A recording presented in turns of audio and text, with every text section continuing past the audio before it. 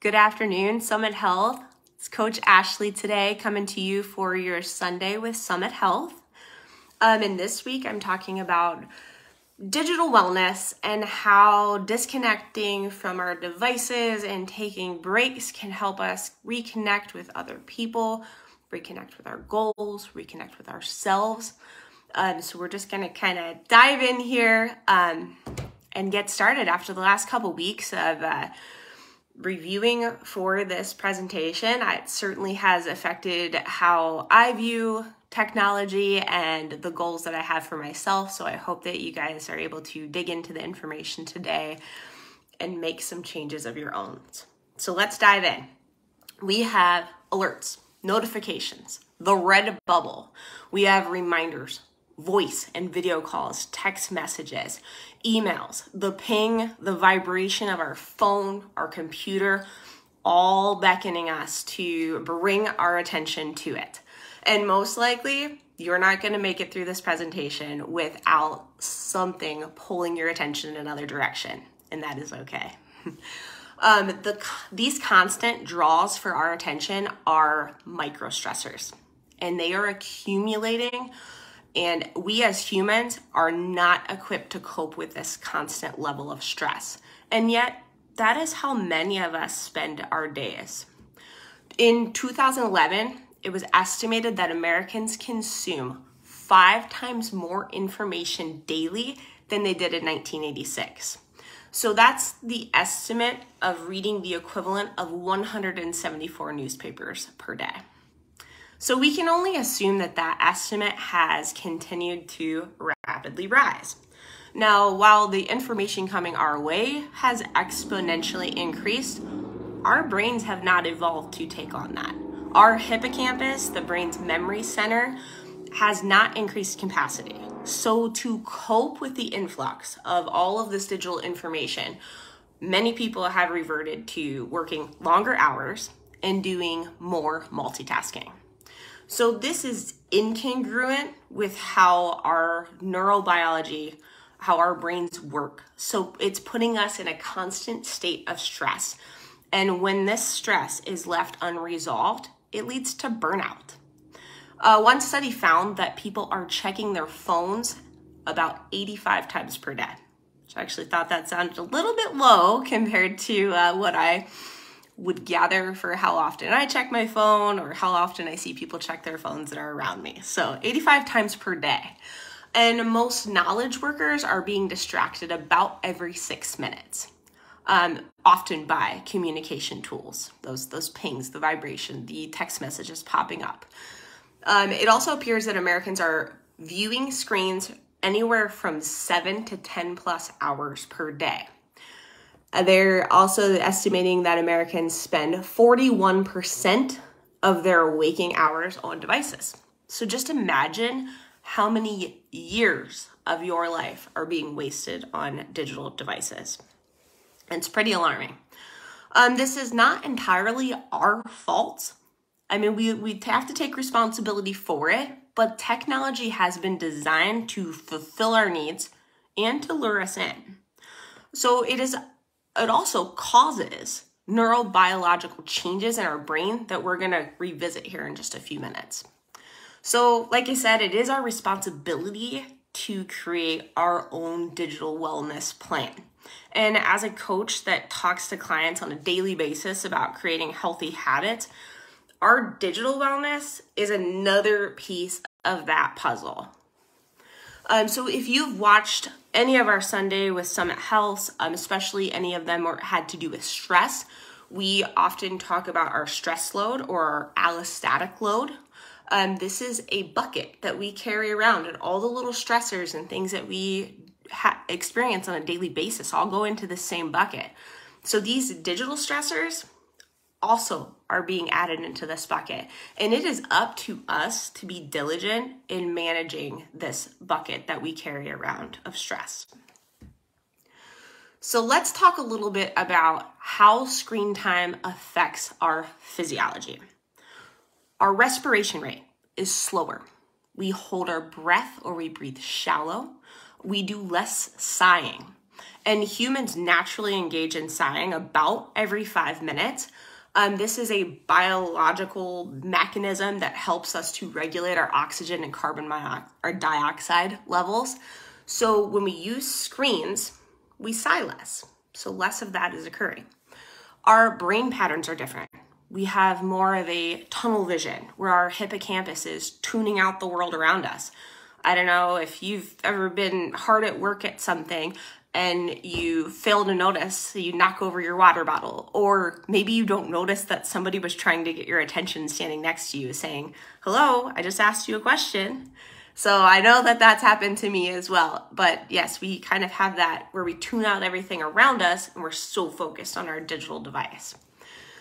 We are more sedentary when we use a lot of devices, which means we lack movement. And we've talked before a lot about movement on here and how movement is such an important piece of our health.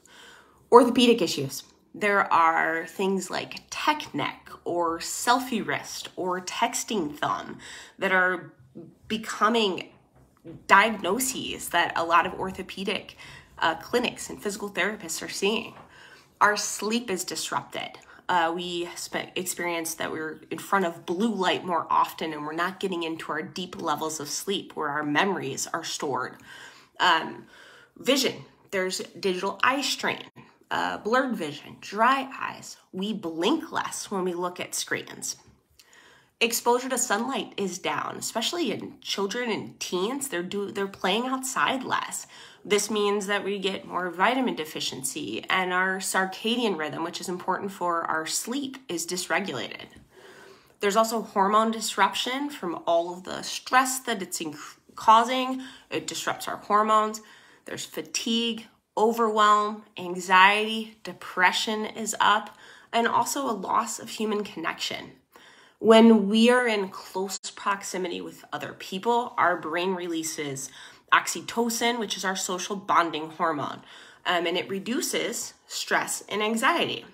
The problem is we see electronics as connection, but when we are not in close proximity, physical proximity with people, we do not release that hormone in the same way. So digital connections are not, they don't function the same way as in-person connections. So I'm going to shift gears here to a couple of buzzwords that have come from this digital era. Number one being digital burnout, the depletion of energy, exhaustion, apathy, and cynicism towards work and less drive, which is resulting from our digital activity. There's a term called infobesity. It's the oversaturation of information. It's the condition of continually receiving large amounts of information, especially when it has a negative impact on people's well-being. As adults, we're processing over 74 gigabytes of data each day. This is like the equivalent of taking a plastic cup and trying to catch water from a fire hydrant. So we are not designed in any way to absorb information at that magnitude. There's digital dementia. This is a cognitive decline from receiving too much information from technology. It's basically the shrinking of your memory-making capacity. And I don't know about you, but that's terrifying that we're actually causing a cognitive decline from our habits. And that's something that we can take control of. How about a techno tantrum? This is when a screenager, who is usually well-adjusted, emotionally combust when digitally disconnected. And I don't think we need to blame just the screenagers for that. I think there's adults that don't handle that well as well. How about phantom vibration syndrome? This is where people get a tingling feeling like their phone or smartwatch is ringing when it's not even anywhere near their body. There's also email apnea. This is unconsciously holding your breath or breathing shallowly. We talked about this a little bit ago. Well, completing emails or engaging in screen activities. There's also, this one's kind of gets to me, is the availability creep. This is feeling obligated to be available and responsive to work requests all the time, including non-working hours. How about nomophobia? Nomophobia. This is the fear of not having your phone close by. Or smombies. These are smartphone zombies. This is a person that's crossing a busy street that's engrossed in their phone or has their headphones on, using technology. And sadly, this has actually resulted in deaths and major injuries. How about toilet tweeting? Research suggests that 40% of adults now use their smartphones while going to the bathroom. All right, we're going to shift away from our buzzwords here and talk about what happens to our brain when we look at social media, especially first thing in the morning, because I know so many of us do. Grab our phones, start checking our Facebook feed or whatever social media is yours of choice. So we're going to talk about the neurobiological changes in our brain, which I mentioned earlier. So when you start your morning, or really anytime, when you click on social media, your brain releases dopamine, the feel-good hormone. This drives us to keep returning to those devices for that next hit of dopamine. This is also why it can be addicting to stay on social media, and I'll talk about a little bit at the end of like where you can get some more information about this. But it can be very addicting to stay on social media because you can refresh the page. You've got brand new neural excitement going on there, seeing new feed. This is happening in the striatum of the brain. This is the part of the brain that is integral in reward system and encourages us to take the easiest route to get to reward. So if you're feeling bored, or you're feeling unfocused when you're at work, that it can be very tempting to just jump onto social media for that quick reward, that quick hit of dopamine. All right, so let's talk about light bulb moments. Very few good ideas have ever come to people while working on Google spreadsheets or checking email or scrolling Facebook. We think of ideas when we think about when you had an idea. This is most likely when you were taking a shower, when you were on a run, while you were walking or stretching, doing yoga. It is typically during these quiet activities that we receive those light bulb moment ideas. So we must make a solid effort in creating times when we can have those quiet moments to think, to clear our mind, and get those good ideas. So all this being said, you should just quit, right? Delete social media, get rid of your phone, unplug the TV, move off the grid. Problem solved, right? Wrong. Just like we as health coaches do not recommend restrictive diets that eliminate entire food groups, we recommend small, sustainable steps. Because just like with food, if you don't learn to find balance, you will never learn how to control the urges that come with restriction. So let's get real here. Technology advancements have taken us to unimaginable places. We can now access information in seconds. We can order groceries in the pickup line at school or schedule important appointments while we're waiting at basketball practice. You can set up a ride in a matter of minutes and a couple clicks on your phone. You can plan your entire day on MyFitnessPal, executing your macros perfectly, right? Just like your coach suggested. But believe me, like, the irony is not lost on me, the fact that I'm delivering information to you right now using a social media platform. So do I think these things are good? Absolutely. And as Coach Amy frequently says in regards to food, the dose is the poison. So it's less of a matter of completely eliminating electronics from our lives. It's more about finding the right amount that allows us to get the job done with our sanity and our health remaining intact. So let's talk about that. How does disconnecting, how is it going to help us reconnect with our goals?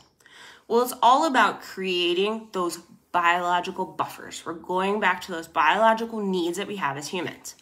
Sleep, physical movement. We need deep breathing, relaxing activities. We need to get sunlight. We need to connect with other people. These are things that help us cope with the digital stressors that we experience. And we need to build these into our day. So there's a thing called the ultradian rhythm. So ultradian and circadian rhythms are our body's biological rhythms that occur over the 24-hour period. That includes everything from our heartbeat, blinking, digestion, and while most of us know about the circadian rhythm that occurs over the 24-hour period, the ultradian rhythm are in shorter periods and they're repeated throughout the day. So I know, stay with me here because I'm explaining how we're going to get to how we cope with our digital stressors. So when I'm finished speaking today, I'm going to post a diagram in the comments of the ultradian rhythm. Now, what the diagram will show is that we go through peaks of performance and valleys where we need rest. So it's estimated that about 90 minutes of activity reaches our peak performance, and we need to follow it with about 20 minutes of lower activities or actual rest periods. So how do we utilize that and curate our day to fit with it? Well, this could mean setting your work schedule on 90-minute intervals followed by breaks. And when we ignore this, and I'm going to give you an example here in a moment, it really messes with our health and our performance with our jobs. So here's an example of a day where we're going to ignore this philosophy. So you begin your day, you're focused, you're ready to roll, your brain burns through that initial spell of glucose. Within 90 minutes, you've hit your peak performance window, but then those byproducts, that stress begins to build up in our brain. We have metabolic waste, cellular debris, a little bit of science there, but you start to feel fatigued and groggy. You're feeling frustrated. Your attention is beginning to wander. Maybe you're tempted to pop onto Facebook. It's time for rest and recovery, but you have too much to do. So maybe you'll just turn to one of the 3 C's. We're going to call the 3 C's caffeine, carbohydrates, or connection. Like I said, we want social media. We want that quick hit of dopamine. So you move to the 3 C's and you push on through your workday. Your productivity starts to take a hit. Your mood starts to plummet. Your well-meaning goals of hitting your macros or getting your movement in, they're starting to feel unrealistic and less important. You are setting yourself on a direct path with burnout. So hear me when I say this. If there's one thing you walk away from this presentation today, is that taking breaks is a responsibility. It is not a reward. You're not rewarding yourself with a break. You're responsible for taking one. So you are not doing anyone any favors when you push through, when you skip meals and skip your breaks. So here are 10 more actionable steps for how we can create our digital wellness. Number 1, determine your cadence. Maybe it's not 90 minutes on, 20 minutes off. So this would mean paying attention to how you feel. When are you feeling fatigued, unfocused? When are you starting to get fidgety? This could be how you begin to time block your calendar in accordance to those feelings. And then once you know, like, okay, that's about my threshold, you can start to schedule some breaks. Maybe choosing eating. You can schedule your meals into your workday, exercising, reading a book, stretching, imagining, taking the dog for a walk, maybe just sitting in the sun. Remember, we're creating a quiet moment. Or connect with another human, not on Zoom, not on Facebook, but actually connecting with another human. So I'm not suggesting you put all of those things into your day, but maybe pick and choose a couple of them that are meaningful to you and schedule them. Number 3, keep your set boundaries. So during these periods of break, disable notifications. Put your phone on airplane mode or put it in a drawer, put it away. Number 4, pay attention to the tasks that you're doing and when. Prioritize tasks that require a lot of focus during your peak performance times. And then planning like your tasks that don't require as much focus. Maybe you do have to keep working all day long, and maybe that's just the schedule you have. But it doesn't mean you have to be doing high performance activities at all times. You can save that administrative work or just organizing email for those valleys that you experience. Number 5, monotask versus multitasking. Our brains are not designed to juggle multiple things at once. Can it be done? Yes, quite frequently by most people. But what we have to keep in mind is that tasks typically take longer when we're multitasking, and we are more likely to make errors when we're multitasking. So I would suggest closing your computer tabs. And yes, Coach Amy, I am talking to you. Having extra tabs open and seeing all those tasks that you need to complete, or maybe one of your tabs is flashing because you've gotten a message that you need to return to. It can be very distracting and very hard for you to stay focused and monotask when needed. Number 6, consider setting up an app to limit social media time. Notice that I'm saying limit and not eliminate social media. And I also recommend curating your social media based on your goals. So media, marketing, television, all of it's kind of constantly telling us what we're lacking. And this kind of creates that scarcity mindset. And we've talked about that before in different avenues. But it must be said that we are living in fortunate times and there's plenty for all of us. So taking a step back from that can be very helpful.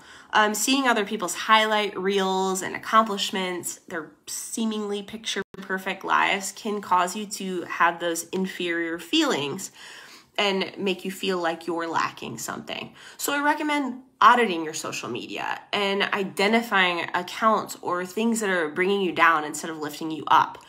You can take these things and maybe put them on snooze, take a break from them. It can be very difficult. You may feel like at times you do enjoy the content you're seeing, but at other times you don't. So you just kind of maybe when you're going through, consider a few of these questions. Are the posts consistently helpful? Are the posts you're seeing making you feel happy? Are the posts adding to your life or detracting from your life? Are the posts distracting you from things in your life that you are grateful for? So just maybe consider curating your social media to make it fit with the goals that you have in mind. Number 7, hide your tech temptations. Keep your phone out of sight when you're working on a task that does not require you to have your phone available. Delete troublesome apps from your phone. Put them in a folder away from your home screen of your phone and maybe consider labeling that folder. Do I really have time for this? You're going to get that second thought when you click on that folder to find your app of choice.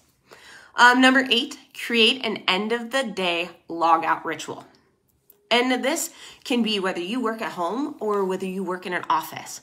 It's sitting down at the end of the day, planning for tomorrow, finalizing your to-do list for the next day. That way you can just put it away and be done with it for the evening.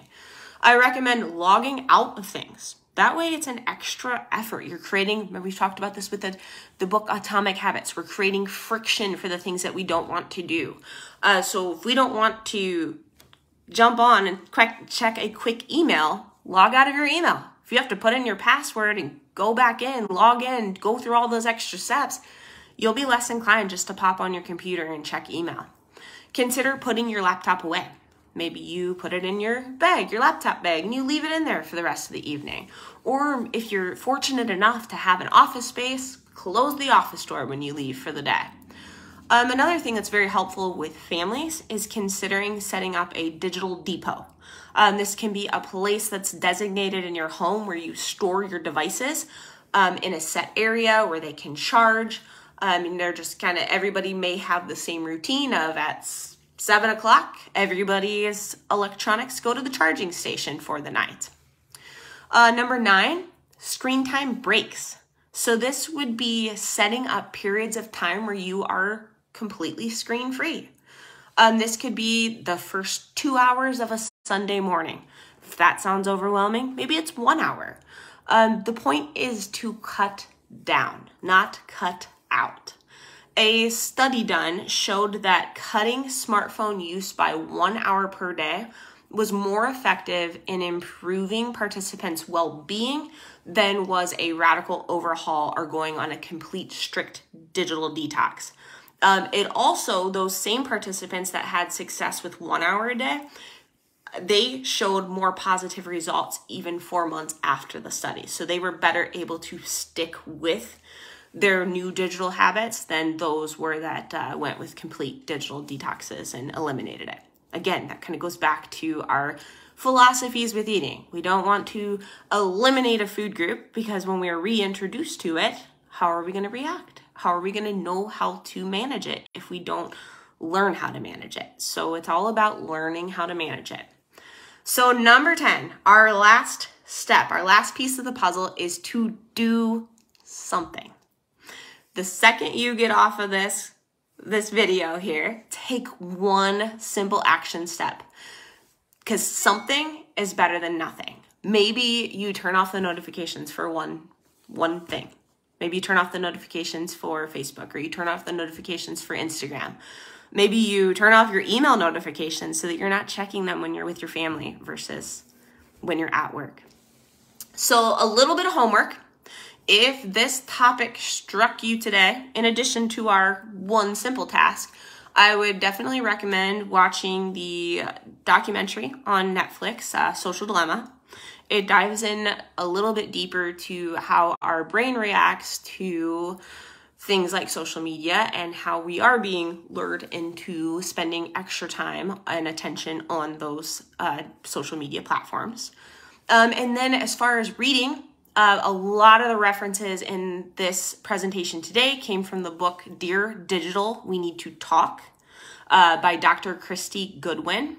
It was a quick, simple read. It'd be great to throw in your beach bag if you're going on spring break this week. Maybe you'll come back with some better digital habits. But the majority, like I said, the majority of information came from it. But the book goes into 12 different practices and simple steps, action steps that you can help move you towards establishing some digital boundaries. So we just barely touched on all of them today. So I would recommend the book to kind of fill in all the little gaps and really help you set up some boundaries. So I want to say thank you to all of you that joined me today and all of you that watch this video in the future. And I want to tell you guys to make it a great Sunday, because you are going to log out of this and go make a human connection. So have a great day, guys, and thanks for joining. Bye.